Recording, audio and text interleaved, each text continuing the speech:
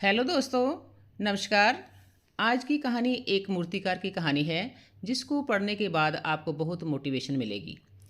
एक बार की बात है कि किसी गांव में एक मूर्तिकार रहता था और वह इतनी सुंदर मूर्तियां बनाता था कि उसके बराबर उसके आसपास कोई मूर्ति नहीं बनाता था और इन मूर्तियों को बेचकर वह अपने जीवन में गुजारा करता था।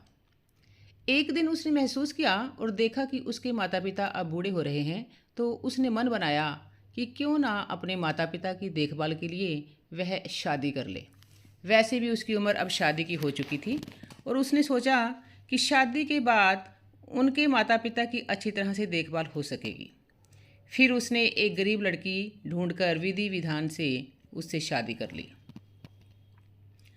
शादी के बाद उसके दिन बहुत ही अच्छे चल रहे थे और जिस लड़की से उसने शादी की थी वह भी उसके माता पिता की बहुत सेवा करती थी।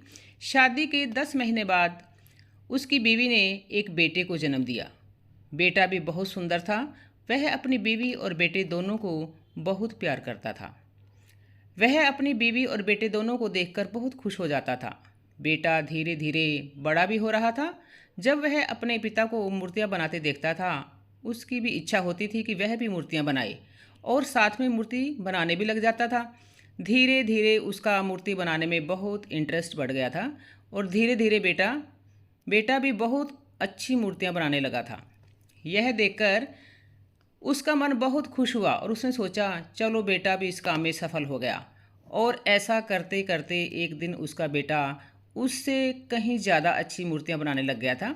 जब उसका बेटा मूर्तियां बनाता था, फिर उसका पिता उसकी बनाई हुई मूर्तियों में कोई ना कोई कमी निकाल ही देता था।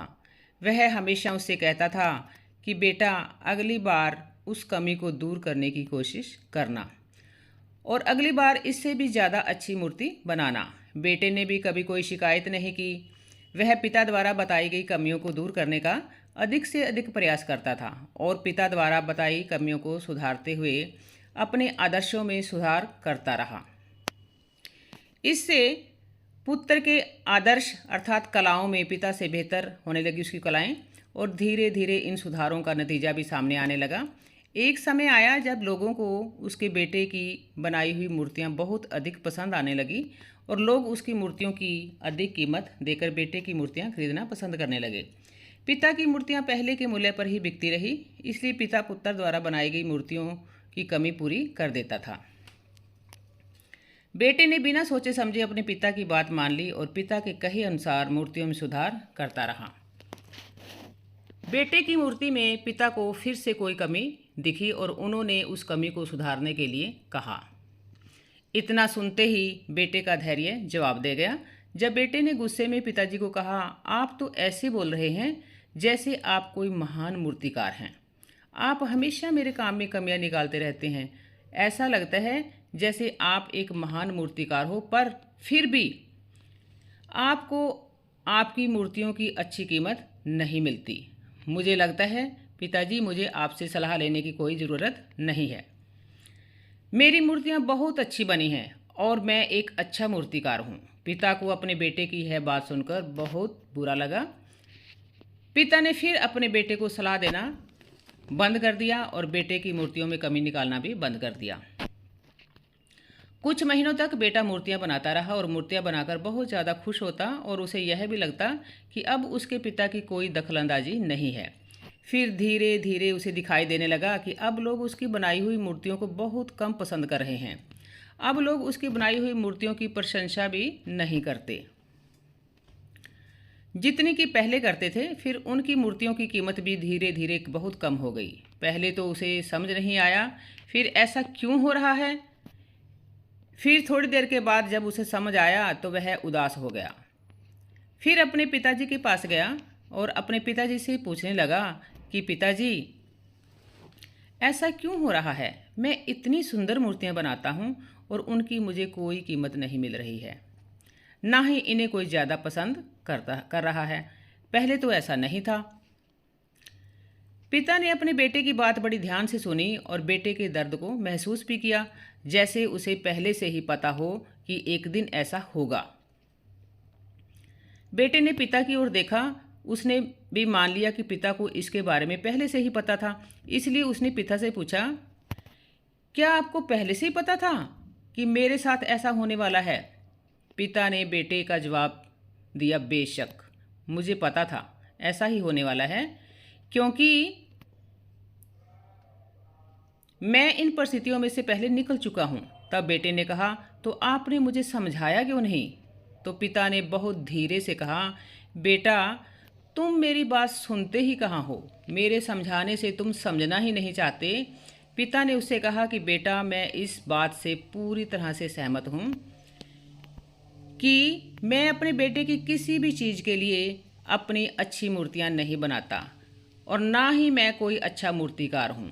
बेटे ऐसा भी हो सकता है कि मूर्तियों के लिए मेरी सलाह गलत हो, और ऐसा नहीं है कि मेरी सलाह से तुम्हारी मूर्तियाँ तो बहुत अच्छी बन जाती हैं,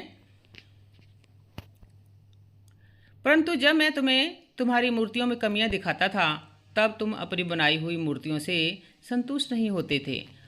और जिस दिन आप अपने काम से संतुष्ट हो गए और यह भी मान लिया कि मूर्तियों में सुधार की कोई गुंजाइश नहीं है, अर्थात मेरी बनाई हुई मूर्तियों में कोई कमी नहीं है, उसी दिन से आपका विकास भी रुक गया। लोग हमेशा आपसे बेहतर की उम्मीद करते हैं। यही कारण है कि अब आपकी मूर्तियों की कीमत कम हो गई है और ना ही उन मूर्तियों की कोई प्रशंसा करता है और ना ही आपको उनसे बहुत अधिक मूल्य मिल पाता है। यह बात सुनकर बेटा कुछ देर तक चुप रहा। फिर उसने पिताजी से पूछा, पिताजी अब मुझे क्या करना चाहिए? यह सुनकर पिताजी ने कहा, बेटा आप हमेशा अपने आप को बेहतर करने की कोशिश में लगे रहो, अर्थात कोशिश करते रहो, अर्थात पहले से अधिक मेहनत करना सीखो, क्योंकि जिस दिन से आपने यह समझ लिया कि मैं अब बिल्कुल श्रेष्ठ बन गया हूँ, मुझ में अब कोई कमी नहीं है, मुझे सुधार की कोई ज़रूरत नहीं है, उसी दिन से आपका विकास रुक जाएगा। इसलिए आपको अपने आप को हर दिन बेहतर बनाने की कोशिश करते रहना चाहिए। यह सुनकर बेटे ने फिर से काम करना शुरू कर दिया और एक बेहतर मूर्तिकार बन गया, और इस तरह से पुत्र को पिता की कही बातों पर अमल करने की प्रेरणा मिली। इस कहानी से हमें यह भी शिक्षा मिलती है कि हमें लाइफ में किसी से भी शिक्षा मिले तो उस शिक्षा पर अमल कर लेना चाहिए, और तभी हम अपने जीवन में आगे बढ़ सकते हैं। वास्तव में ज्ञान की खोज एक आजीवन यात्रा है जो वास्तव में कभी समाप्त नहीं होती है। जन्म के समय से लेकर अपने आखिरी सांस तक हमें सीखने और बढ़ने की क्षमता होती है, जिससे हम लगातार दुनिया और खुद के बारे में अपनी समझ का विस्तार करते हैं। तो दोस्तों, यदि मेरे द्वारा प्रस्तुत कहानी आपको पसंद आती है तो कृपया मेरे चैनल को सब्सक्राइब करें, वीडियो को लाइक करें और शेयर करना ना भूलें। धन्यवाद। आपकी एक लाइक और शेयर से मुझे हमेशा मोटिवेशन मिलती रहती है और मैं नई नई कहानियाँ आप लोगों के लिए लाती रहती हूँ। धन्यवाद।